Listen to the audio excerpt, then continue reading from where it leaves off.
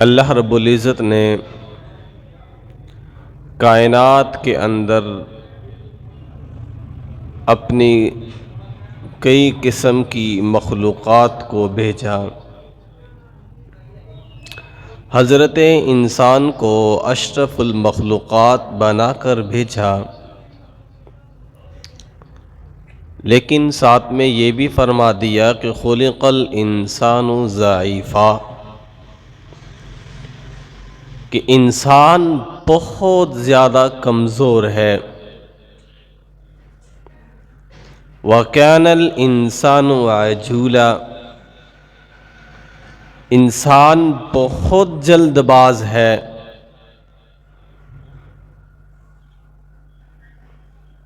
انسان کو اشرف المخلوقات بھی بنایا، کمزور بھی کہا، جلد باز بھی کہا،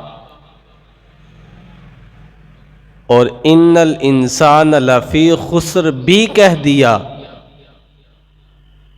یعنی کہ انسان کو فقط اشرف المخلوقات بنا کر اس کی حالت پر نہیں چھوڑا، اللہ تعالیٰ نے انسانیت کی حالتیں بھی بیان کر دی کہ انسان کمزور بھی ہے، جلد باز بھی ہے، خسارہ اٹھانے والے بھی ہیں۔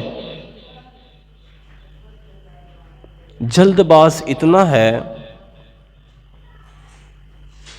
کہ ادھر سے دعا ختم کرتا ہے، فوراً قبولیت کی اس کو فکر لگ جاتی ہے کہ میں نے جو دعا مانگی وہ قبول ہو گئی ہے کہ نہیں ہوئی۔ ایک ڈاکٹر سے دوائی لیتا ہے، آرام نہیں آتا، افاقہ نہیں آتا، فوراً دوسرے ڈاکٹر کے پاس بھاگ جاتا ہے، اتنا جلد باز ہے۔ یعنی کہ انسان یہ سمجھتا ہے کہ میں دعا مانگوں فوراً سے پہلے قبول ہو جائے، میں دوائی کھاؤں فوراً سے پہلے اثر کرے۔